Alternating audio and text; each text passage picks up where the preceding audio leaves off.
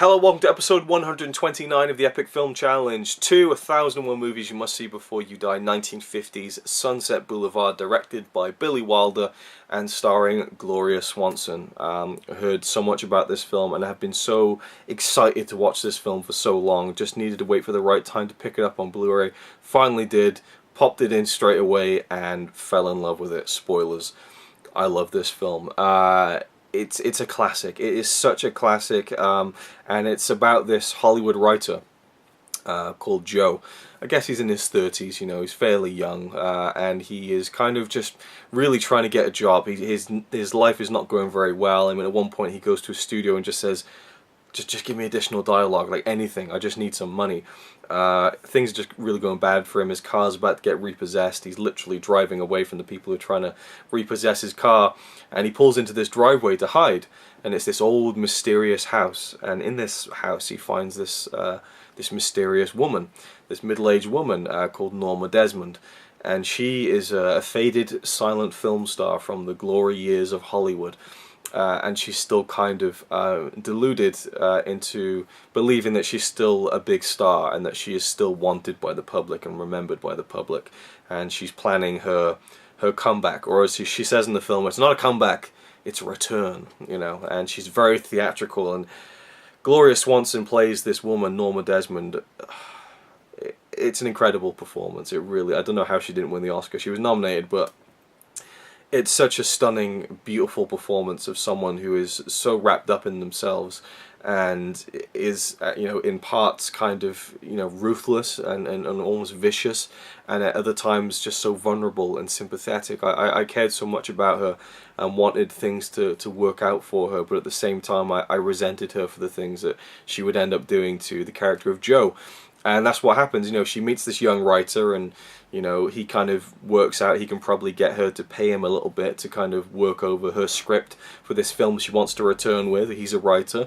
It seems a natural fit, but it's about their relationship and how close they get, and how close he doesn't want to get with her, how close she does want to get with him, and how things start getting entangled and entwined. And, I mean, everything about this film is firing on all cylinders. The cinematography is gorgeous. I love the way this film looked, the way it was shot. Gorgeous, black and white. I mean, this is a film noir. It really just is so classy, but yet so dark. You know, there's this underpinning of dread in some of the scenes. You know, I mean, particularly the beginning of the film. I'm not even going to say what happens at the beginning, but the beginning spoils the ending basically, and it's like, wow. Okay, they did that then. They opened with that, okay. And it's very grim, and you're wondering how it's going to end up where the beginning shows us by the time we get to the end of the film. So it has that suspense to it. And I almost had myself wondering, maybe it doesn't happen. Maybe the ending that they gave away at the beginning doesn't happen. I was second guessing myself, like, surely it can't go there, you know. And maybe it didn't, I don't know. But I loved the main performances. William Holden as Joe was brilliant. He was nominated as well. But I do think that Gloria Swanson steals the show here, as she should, because she is the main character. She is this larger-than-life woman. I mean, there's a great scene where she's showing him her old movies. And the great thing about this film is that Gloria Swanson was a silent film star. And at the time this was made, she was a faded silent film actress. She wasn't really a big name anymore. So it was really art imitating life. And there's a great scene where she sits Joe down to watch some of her old movies, and it literally is one of her old movies. And the way she stands up, and the projector's backlighting her hair and stuff, and she's so, you know, proud of herself, and has such this hold over her own image in her mind. It's really fascinating to watch. It's such a great character. I love the character of Max too, who's her butler, and he was played by Erich von Stroheim, who was a silent film director and actor. And another thing that I really dug about this film, just as a silent film fan, was all the little references that I got.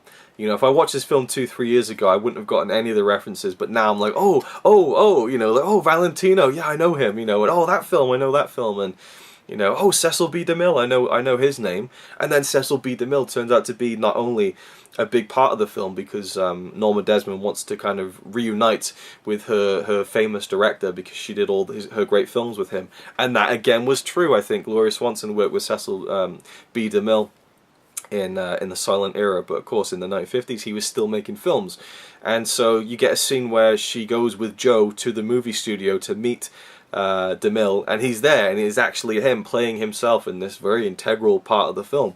So that was really cool. And there's a great scene where she has a group of old silent actor friends over to play bridge, and one of them is Buster Keaton, you know, and other famous silent film stars. And Buster Keaton has a great cameo in this film. It's so cool to see him. As a big fan of him, I really loved his little kind of almost split-second cameo in this film.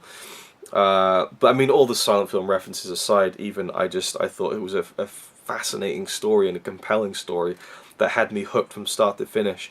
From the way the film looked, it was directed, but also the score I thought was brilliant. I loved the score. I loved just the sadness of Norma that really kind of radiated through her performance, even when she was happy or seemingly happy. There was a sadness behind her eyes that I think really resonated with me when watching her character on screen. And something that, I mean, this is really superficial, I probably shouldn't say this, but she was an older woman when she made this, in her 50s, and she looks it, she looks like a woman in her 50s, but there was these moments when she started to really enjoy her relationship with Joe and having him around, where she seemed to become happier, and she seemed to become more beautiful to me. She seemed to appear younger. She seemed to appear more fresh-faced, and I don't know if that was the makeup, I don't know if that was the lighting, it just happened to be the angle that the shot was shot in, or whether it was her performance just making her seem like a younger person, because the radiance of youth was coming out of her as the more that she started to realize that this return that she was planning was becoming a reality, that she was feeling more like her younger self. That might just be a complete kind of just in my own head, and even if it is, I'm glad that it's in my head, because that was something that really just kind of took me aback, was how she started to look younger to me and look more beautiful, And again, it's horrible to say that, it really is. I don't judge people by their looks, but I mean, it had to be said that when I first saw her, woman in her 50s, she looks it, and then there were moments of, wow, she really looks beautiful in this scene, and I started, is this intentional, and I don't know, but there was something really cool about that. And maybe now that I've talked it out and I've kind of verbalized it, the next time I see it, it won't be there for me, I don't know. But there's definitely something that was in my mind when I was watching it. But ultimately, this can't not be in like my top 50 favorite films of all time. I loved it because I loved the plot of the Hollywood writer and the Hollywood faded star who still thinks that she's a big deal, and just, again, her performance is very over the top and theatrical, but that fits who the character is, I think.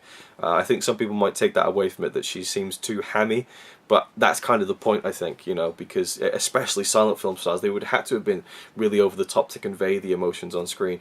And so it was like this woman who was out of her own time and didn't really seem to fit anymore, and it was really sad, but there was a beauty to the film as well. And it really builds to a finale that's kind of shocking, I thought, and very powerful. I also loved there was a younger woman in the film who kind of comes in halfway through, and she kind of has an interesting progression with Joe. And I really liked her character and the way that it tied into Norma's character, and how we kind of had a bit of a triangle going on there between the three characters. But is it a film you must see before you die? It is absolutely a film you must see before you die. It gets my highest recommendation. It truly does. This is an absolute classic, and I can't wait to see more Billy Wilder. I've seen a few Billy Wilder's films, and I really enjoy them, but this one just blew all the other ones out of the water. I just thought it was a phenomenal film, a true classic in every sense of the word. Thanks for watching.